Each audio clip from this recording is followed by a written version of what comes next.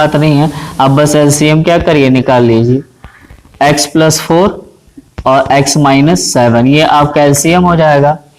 और जब एलसीएम इन दोनों के मल्टीप्लिकेशन से होता है तो क्रॉस मल्टीप्लाई कर देते हैं, बीच में ये साइन आपका जो भी साइन है उसको रखते हैं कैलकुलेशन को आसान बनाने के लिए, इजी करने के लिए।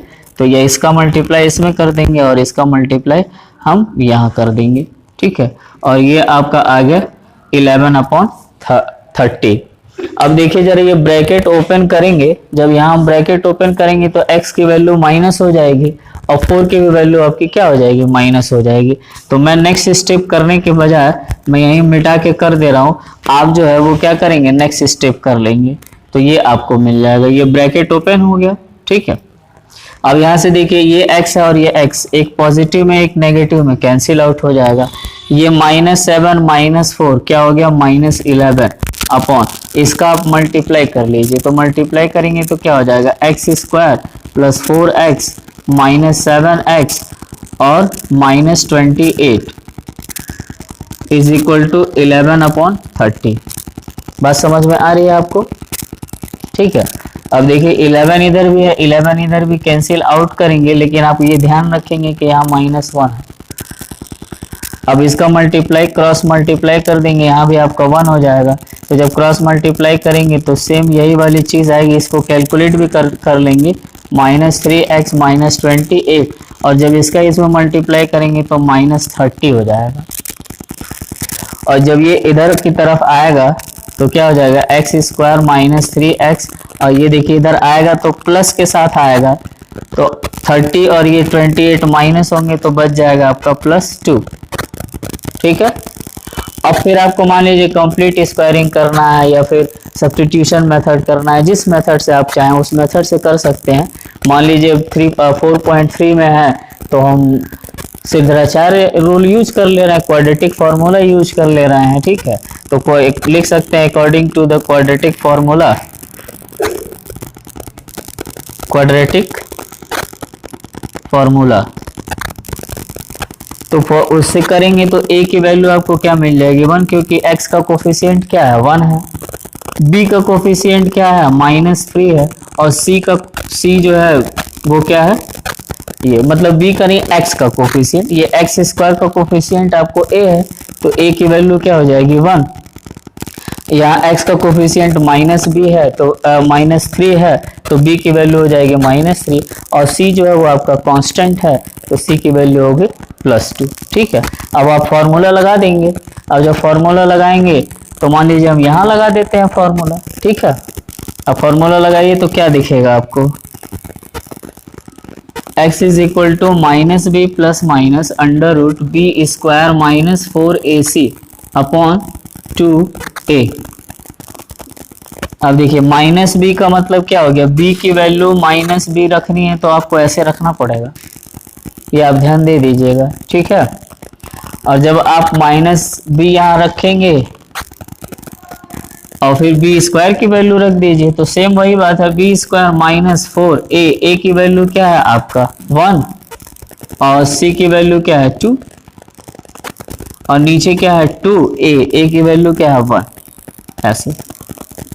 तो 3 में 3 का मल्टीप्लाई करेंगे तो क्या हो जाएगा, माइनस में माइनस का मल्टीप्लाई करेंगे तो प्लस हो जाएगा, प्लस माइनस, ये देखिए कैलकुलेट करिए तो 3 3 जा 9 और -8, 9 - 8 क्या हो गया 1, तो मैं यहाँ डायरेक्ट लिख दूँ तो आपका काम चल जाएगा, ठीक है। और ये अपॉन क्या हो जाएगा 2, 1 का चूंकि क्या होता है, 1 का रूट क्या होता है 1, तो ये ऐसे। अब देखिए अब यहाँ पे ऐसे है तो ये नहीं कर देंगे 3 1 और ये 4 करके इस तरह नहीं, क्योंकि यहाँ प्लस और माइनस है, तो आप यहाँ क्या कर लेंगे, पॉजिटिव केस लेंगे। और जब पॉजिटिव केस लेंगे तो 3 प्लस x की वैल्यू क्या हो जाएगी, 3 + 1/2 यानी 4/2, और आपको वैल्यू क्या आ जाएगी 2। और यहाँ x की वैल्यू क्या हो जाएगी, 3 - 1/2 यानी मीन्स दैट 2/2, और ये हो जाएगा 1। तो यहाँ से आप क्या कर सकते हैं, x की दो वैल्यू आई, एक 2 आई और एक क्या आया 1 आया, तो आप यहाँ पे ऐसे लिख सकते हैं, ठीक है। समझ में आ रही है बात, दिखाई दे रहा है ना, नीचे नहीं हुआ है, सब दिखाई दे रहा है। अब देखिए एक आपको मैं अब मैं एक आपको शॉर्ट ट्रिक बताता हूँ कि कैसे आप समझ पाएंगे कि ये जो आपका क्या होगा, ये जो होगा वो आपका मतलब यही आंसर आपका सही है। बस आपको करना क्या है, पहली चीज ये आपको देखनी कि अगर इधर एक्स स्क्वायर है या कुछ भी है तो इसको पहले जैसे कंप्लीट स्क्वायरिंग में डिवाइड कर देते थे, तो डिवाइड करके इधर ये जो सी की वैल्यू है उसको होल नंबर अगर आपको मिल गया तो बस उस होल नंबर का आप फैक्टर कर लीजिए। ठीक है, फैक्टर क्या करेंगे, तो जब फैक्टर करेंगे 2 और 3 यानी 2, जैसे इसका फैक्टर क्या आएगा 2 into 1 आया ना, तो ये 2 into 1 ही क्या होगा, इसका इस क्वाड्रेटिक इक्वेशन का आंसर होगा। और ये नियम जो है वो सब में लागू है, बस ये है कि इस नियम को आपको अप्लाई करने आना चाहिए। ये जो मैंने आपको बताया, जो ट्रिक आपको मैंने बताया है कि पहले इधर x को अकेले कर लीजिए और यहाँ जो c आया उसका फैक्टराइज करिए, बस उसका फैक्टर करेंगे तो वो जो फैक्टर होगा, अब मान लीजिए इन केस आपको ये जोड़ने घटाने का नहीं आपको पता चल रहा है तो इसके फैक्टर कई हो सकते हैं, कई फैक्टर हो सकते हैं। अब उसी में से कोई उसका एक आंसर होगा, कोई उसी में से आंसर होगा, प्लस में होगा माइनस में होगा, ये थोड़ी आप प्रैक्टिस जब करेंगे तब आपको पता चल जाएगा। मैंने क्यों जाना कि प्लस में होगा यहाँ दोनों वैल्यू, क्योंकि 2 की वैल्यू क्या है प्लस में है। बात समझ में आ रही है, तो आप सिंपल है लेट कर सकते हैं, लेट द एज ऑफ, हाँ करेंट एज कर लीजिए, प्रेजेंट एज कर लीजिए, ठीक है, present age of, present age of Rehan,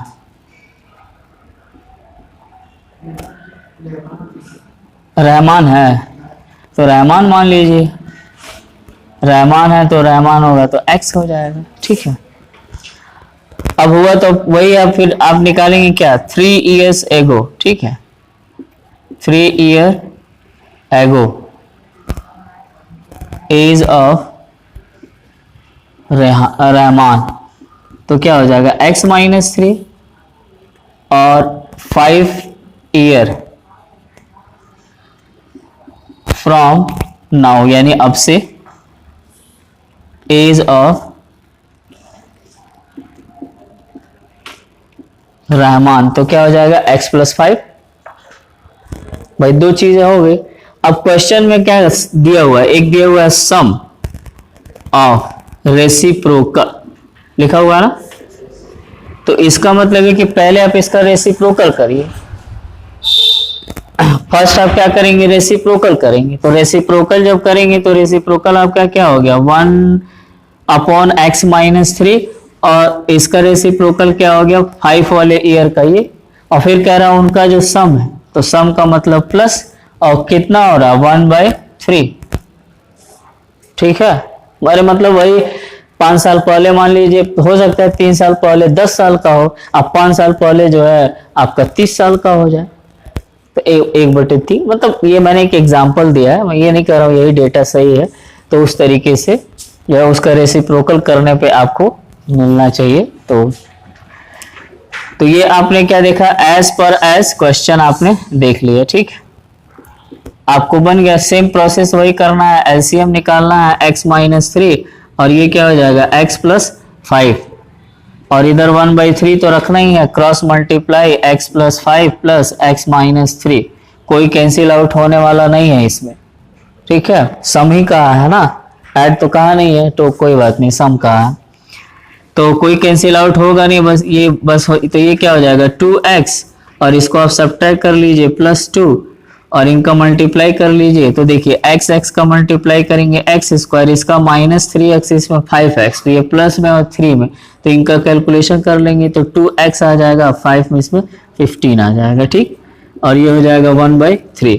अब यहाँ चाहे तो 2 कॉमन है, क्रॉस मल्टीप्लाई कर लीजिए, क्रॉस मल्टीप्लाई मान लीजिए मैं करूंगा, तो जब क्रॉस मल्टीप्लाई करूंगा तो 3 2 जा 6x और प्लस 6 हो जाएगा, और यहाँ करेंगे तो ये आपका 1 से मल्टीप्लाई करेंगे तो 2x माइनस 15 हो जाएगा, ठीक है। ये आपको बात समझ में आ रही है। अब मैं इसको इधर करता हूँ, ठीक है, इधर दिख रहा है ना जी, हाँ इधर वाले साइड में सबको ट्रांसपोज करके एक तरफ लेते आइए, तो ये हो जाएगा आपका x square plus 2x minus 15 minus 6x minus 6 is equal to 0। ये मैंने इसको इधर भेजा यहाँ 0 बचेगा, तो फिर मैं वही 0 यहाँ लिख रहा हूँ, ठीक है। अब फिर कैलकुलेट करिए, 2x और 6x मिलके क्या हो जाएगा 4, यानी -4x, और ये आपका क्या हो जाएगा 15 और 6 मिलके क्या हो जाएगा 6, और ये 21, तो माइनस के साथ आपका क्या हो जाएगा 21, 0, ठीक है। अब क्या होगा जब 21 है तो 21 है तो भाई अब इसका फैक्टर करेंगे, और माइनस करने पे 4 आना चाहिए, तो आपको पता है 7 गुणे 4, और 7 में से 4 माइनस करेंगे तो क्या 7 गुणे 3, 7 में से 3 माइनस करेंगे तो क्या मिल जाएगा आपको 4 मिल जाएगा, ठीक है। तो वही आपको करना है, बस ध्यान रखना है कि किसको ज्यादा करना है, तो x² - 7x और +3x और -21 इज इक्वल टू 0। तो x की वैल्यू जब आप निकालेंगे यहाँ से, x यहाँ कॉमन ले लेंगे तो x - 7 और 3 यहाँ कॉमन लेंगे तो ये भी x - 7 इज इक्वल टू 0।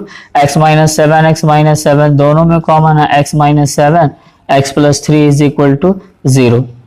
आप क्या कर लेंगे, अब अलग अलग आप क्या करेंगे, 0 को इक्वेट करेंगे, मतलब 0 से इसको इक्वेट करेंगे, तो x की वैल्यू क्या आ जाएगी यहाँ -3 और यहाँ x की वैल्यू क्या आ जाएगी 7। तो दो आपको वैल्यू मिल रही है, 3 और एक -3 और एक +3। तो क्या एज जो है वो किस में होगा, एज माइनस में होता है, नहीं होता है, तो एज किस में होता है, प्लस में होता है। इसलिए जो आप लेंगे वो क्या हो जाएगा, रेहान का जो एज होगा वो करंट एज जो हो गया, प्रेजेंट एज जो होगा, प्रेजेंट एज क्या हो जाएगा, प्रेजेंट एज हो जाएगा उसका 7। 3 को हम नहीं लेंगे क्योंकि ये नेगेटिव है, -3 है तो एज को उसमें नहीं लेंगे, तो ये हमारा प्रेजेंट एज हो जाएगा उसका, ठीक है। कैलकुलेशन चेक करना है तो इसमें से 3 माइनस कर दीजिए तो 1/4 हो गया, और इसी में 5 उसमें कर दीजिए, 1/1/12 तो 1/4 और 1/12, इन दोनों को ऐड करके देखेंगे तो आपको 1/3 मिल जाएगा। इसका मतलब कि आपका आंसर सही है, ठीक है। हाँ चलिए, तो देखिए क्वेश्चन नंबर 5 में हमको क्या देखना है। क्वेश्चन 5 में अब कह रहा है मैथ और इंग्लिश का है, तो मैथ इंग्लिश का अगर आपको देखेंगे तो आप लेट कर लीजिए, ऐसे लेट क्या कर रहा है, आपको क्वेश्चन दिए गए है, जैसे मैथ और इंग्लिश आपका है यहाँ पे, ठीक है। मैथ और इंग्लिश का आपको दिया गया है 3, मैथ का मार्क्स और इंग्लिश का मार्क्स आपको क्या दिया गया है, 3 दिया गया है, तो हाँ सॉरी 30 दिया गया, मैं 3 कह रहा हूँ, 30 दिया गया है ना। तो अब यहाँ से आप मैथमेटिक्स का निकालिए और इंग्लिश का निकाल लीजिए, ठीक है, या फिर किसी एक को लेट कर लीजिए, x लेट कर लीजिए, y लेट कर लीजिए, कुछ भी आप कर लेंगे, ठीक है। तो मान लीजिए अगर मैं इसी को x लेट कर लेता हूँ, ठीक है, ये x लेट करूंगा तो हमको क्या निकालना पड़ेगा, x की वैल्यू 30 - e निकालना पड़ेगा, ठीक है। e करेंगे, या y अगर लेट करना है तो y आप कर सकते हैं, कोई ऐसी दिक्कत नहीं है, यहाँ पे कर सकते हैं। तो निकाल लीजिए, मान लीजिए मैंने मैथमेटिक्स की वैल्यू निकाली तो यहाँ क्या आपको मिल गया, 30 - e मिल गया, ठीक है। और अगर x और y में आप कंफर्टेबल है तो मैं इसको x y में ही लिख दे रहा हूँ, मैं देख रहा हूँ कि तुम लोगों का x और y में ही कंफर्टेबल। तो मान लो लेट मैथमेटिक्स जो आपका हो गया, मैथ्स मार्क्स जो हो गया वो क्या हो गया आपका, मैथ्स मार्क्स x हो गया, और इंग्लिश का आप मान लीजिए, तो जब आप इंग्लिश मार्क्स आप लेंगे तो चूंकि क्या हो रहा है, दोनों का सम क्या होगा 30 हो रहा है ना, तो इसका मतलब ये है कि 30 में से x को माइनस करेंगे तो इंग्लिश वाला मिल जाएगा। भाई ये मैथ और इंग्लिश का सम क्या है 30 है, तो अगर आपने इसको मैथ वाले को x मान लिया तो अब इसकी वैल्यू जब आप निकालेंगे, इंग्लिश की वैल्यू जब आप निकालेंगे तो 30 - x ही तो होगा। ये हाँ, ये अगर इंग्लिश का मान लेते हैं तो मैथ का क्या हो जाएगा 30 - x हो जाएगा, ठीक है। तो ये आपको दोनों मिल गया। अब क्वेश्चन क्या कह रहा है, अगर मैथमेटिक्स में 2 मार्क्स ज्यादा हो जाए और इंग्लिश में कितना कम हो जाए, इंग्लिश में कितना कम करना है, 3 कम करना है। तो इंग्लिश में अगर 3 कम कर दिया जाए तो दोनों का प्रोडक्ट 210 होता है। क्वेश्चन यही है, तो बस कुछ नहीं कर, अब क्वेश्चन के हिसाब से एज क्वेश्चन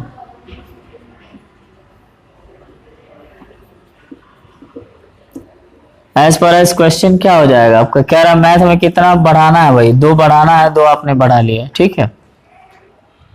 और इंग्लिश में आपको कितना कम करना है, 3 कम करना है ना, तो 3 माइनस कर दिए, और फिर इन दोनों का प्रोडक्ट किए तो कितना हुआ 210 कर दिए। इसको थोड़ा कैलकुलेट कर लीजिए आप, x प्लस 2 और ये 30 और ये 3 और ये वो हो जाएंगे माइनस होके क्या हो जाएगा, हाँ पीछे हो जाएगा 27 हो जाएगा। अब फिर आपको क्या करना, मल्टीप्लाई कर लीजिए। तो देखिए x का x में मल्टीप्लाई करेंगे तो माइनस एक्स स्क्वायर, ये हो जाएगा आपका -2x और ये हो जाएगा +27x, और इसका और जब इसमें मल्टीप्लाई करेंगे कैसे किया, एक्स स्क्वायर -2x और 27 का मल्टीप्लाई किया तो +27, हाँ ये है, और क्या हो जाएगा 27 गुना 54 और ये आपका हो गया 210। सबको इसको उधर भेज दीजिए ताकि एक्स स्क्वायर जो वो पॉजिटिव में आपको मिल जाए तो मैं उधर भेज रहा हूँ सबको, तो यहाँ मान लीजिए इक्वल हो जाएगा इधर वाला, इधर मैं भेज रहा हूँ तो क्या हो जाएगा एक्स स्क्वायर पॉजिटिव में, इनको देखिए कैलकुलेट करने के साथ आप उधर भेजिए। तो जब इसमें से करेंगे तो 25 और 25 जब इधर जाएगा तो -25, ये आपका 54 है, ये 210 में से आपका क्या 54 माइनस हो जाएगा, तो भाई माइनस हो जाएगा तो यहाँ क्या 200 में से 50 गया तो कितना बच गया 150, फिर इसमें से अब 10 में से 4 गया 6 तो 156, ठीक है। और क्या हो जाएगा वो 156 किस में हो जाएगा प्लस में, ये 0 इधर है, हम क्या कर ले रहे हैं इधर कर ले, तो ये आपका बन गया एक क्वाड्रेटिक इक्वेशन। अब जब आपका क्वाड्रेटिक इक्वेशन बन गया आप किसी भी मेथड से सॉल्व कर लीजिए, ठीक है, फैक्टराइजेशन से सॉल्व कर सकते हैं, किसी से भी आप सॉल्व कर सकते हैं। यहाँ पे बस समझ में आ रही है, तो बस क्वाड्रेटिक इक्वेशन जितने भी क्वेश्चन है क्वाड्रेटिक इक्वेशन ही बस मैं बना दे रहा हूँ, बाकी सॉल्व कर लेंगे आपको आंसर आ जाएगा, ठीक है। 12 और 13 क्या हो जाएगा 25 हो रहा ना 12 13 तो यहाँ क्या हो जाएगा इसका 12 13 कर लेंगे तो एक्स स्क्वायर ये हो जाएगा आपका 12x प्लस -13x और प्लस क्या हो जाएगा 156 इज इक्वल टू 0, और जब यहाँ आप कॉमन ले लेंगे तो x -12 और 13 कॉमन लेंगे तो ये भी x -12 हो जाएगा इज इक्वल टू 0, एक हो जाएगा x -12 और एक हो जाएगा x -13 इज इक्वल टू 0, हाँ x इज इक्वल टू 12 आ जाएगा और ये आ जाएगा x इज इक्वल टू 13। तो अब 12 पे अगर मैथमेटिक्स की वैल्यू देखो, अब यहाँ कैसे करेंगे, अब जब x इज इक्वल टू 12 होगा तो मैथ का जो मार्क्स आपको निकालेंगे तो मैथ का मार्क्स तो मान लीजिए 12 हो जाए, मतलब ये x है तो वो 12 हो जाएगा, और इंग्लिश का जब मार्क्स आप देखेंगे तो इंग्लिश का मार्क्स क्या हो जाएगा 30 - 12, तो 30 - 12 कितना हो गया जी बच्चे, हाँ 18। अब जब आपने x इज इक्वल टू 12 लिया तब, अब जब x इज इक्वल टू मान लीजिए आप 13, हाँ 13 लेंगे तब मैथ का मार्क्स क्या हो जाएगा, मैथ 13 हो जाएगा और इंग्लिश कितना हो जाएगा 30 में से 13 घट जाएगा तो क्या हो जाएगा 17। समझ में आ रहा है, तो ये दो टाइप की वैल्यू देगा, एक ये देगा और एक ये देगा, तो आंसर आप इस तरह से लिखेंगे, ठीक है। और एक बार आप आंसर चेक भी कर लीजिए। तो देखिए क्वेश्चन नंबर 6 में क्या कह रहा है, एक रेक्टेंगल आपको दिया गया है और इसका एक डायगोनल होगा आपके पास, ठीक है। अब मान लीजिए कोई भी, अब एक आपको माननी है लॉन्गर साइड और शॉर्टर साइड आपको लेनी पड़ेगी, ठीक है। तो रेक्टेंगुलर एरिया है तो मान लीजिए ये आपका लॉन्गर साइड है, ये आपका शॉर्टर साइड है। अब उसका कंपैरिजन किससे कर रहा है, डायगोनल से कर रहा है, डी से। तो जब डी से कंपैरिजन शॉर्टर साइड से इसका कंपैरिजन किया है तो मान लीजिए हम शॉर्टर साइड है तो हम लेट कर लेंगे क्या, शॉर्टर साइड जो होगी, शॉर्टर साइड क्या हो जाएगी x लेट कर लेंगे, मान लीजिए ये x है तो डायगोनल क्या हो जाएगा, यानी कि 60 का रहा ना, 60 मोर देन 60 मीटर बड़ा है तो ये क्या हो जाएगा x प्लस 60, तो आप यहाँ डायगोनल लिख सकते हैं।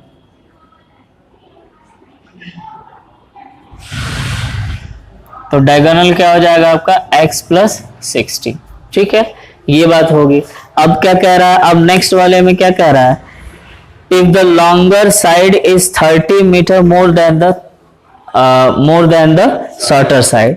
तो अब आपका जो लॉन्गर साइड, अब लॉन्गर साइड का मतलब क्या हो गया, हाँ लॉन्गर साइड का मतलब ये, और कितना बड़ा होगा, एल की वैल्यू कितनी बड़ी हो, कितना कह रहा है 30 ना, 30 मीटर बड़ी है, छोटे हो तो छोटा वाला x है, तो ये क्या हो जाएगा x प्लस 30, नहीं हो गया जी, तो ये हो जाएगा x प्लस 30।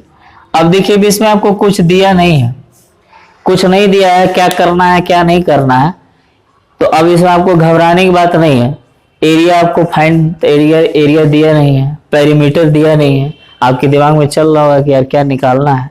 तो जब इस तरह है तो सिंपल आप समझ लीजिए पाइथागोरस थ्योरम, जहाँ कोई नहीं काम आता है, और सम का जब बात हो, जब राइट एंगल का बात हो, तो पाइथागोरस बाबा को याद कर लेते हैं, ऐसे नाम लेते हैं, जय हो, बस आए और फटाक से आए दिमाग में बैठ, जैसे ही बैठे तो क्या आपको लेके आना है, वही चीज, यानी कि आपको सिंपल, ये आपका बेस हो गया, ये परपेंडिकुलर, ये हाइपोटेन्यूस हो गया। तो इसके अकॉर्डिंग, अगर हम इसके अकॉर्डिंग देखें और नाम अगर रख लें ए बी सी डी, तो हम इस अकॉर्डिंग क्या लिख सकते हैं, B D square is equal to A B square और प्लस ए डी स्क्वायर लिख सकते हैं। तो बाबा का नाम लिए, पाइथागोरस बाबा, आपके बाबा, वो वाले बाबा नहीं, ढोंगे वाले नहीं, है ना। तो मैंने क्या किया, वही काम कर दिया। तो ये सेम, ये वाली चीज जो है आप इस्तेमाल करेंगे यहाँ पे, तो बस इस्तेमाल कर लीजिए, सब कुछ गिवन है आपका। अगर आप देखें तो आपने जो लेट किया था वो आपका ये क्या है, ए बी की वैल्यू दिखा रहा है आपको, है ना, और फिर ये आपको क्या दिखा रहा है, डायगोनल बी डी की वैल्यू आपको दिखा रहा है, और ये आपको क्या दिखा रहा है, ए डी की वैल्यू दिखा रहा है। तो वही है बाय पाइथागोरस थ्योरम, आप लिख लेंगे। तो लगा दीजिए, तो d की वैल्यू यानी x प्लस 60 का होल स्क्वायर, और फिर क्या हो जाएगा, ए बी है एक्स स्क्वायर, और फिर जो बचा हुआ है वो x प्लस 30 होल स्क्वायर। इस तरह से a प्लस बी के होल स्क्वायर से ओपन कर देंगे, एक्स स्क्वायर प्लस 120x और प्लस 3600, ठीक है, is equal to X square, ये भी हो जाएगा एक्स स्क्वायर प्लस 30 दूना 60x और प्लस 900, 3 3 का 9 00, ठीक है। 3600 में से 900 घटा दीजिए, एक्स एक्स मिलके 2x स्क्वायर, एक आएगा एक्स स्क्वायर ट्रांसपोज करके 120 में से 60 को माइनस करके कुछ किस तरह, तो 2x में से एक x को घटाएंगे तो x स्क्वायर बचेगा, ये 120 उधर जाएगा, 60 में से होगा तो ये कितना हो जाएगा, 60x हो जाएगा, फिर ये उधर जाएगा तो माइनस हो जाएगा, 900 घट जाएगा, 600 गया तो 3000, फिर 300 और घट गया 2700, ऐसे इज इक्वल टू 0। अब फैक्टर आप कर लीजिए, 27 गुणे 100 ऐसे मन करके आप फैक्टर कर लेंगे, आपका क्वाड्रेटिक इक्वेशन हो गया। अब जब क्वाड्रेटिक इक्वेशन बन गया तो आप इसको सॉल्व कर लें, ठीक है। तो समझ में आ गया आपको बात, तो 6 तक आपको लग गया है, ठीक। अब चल रहा है।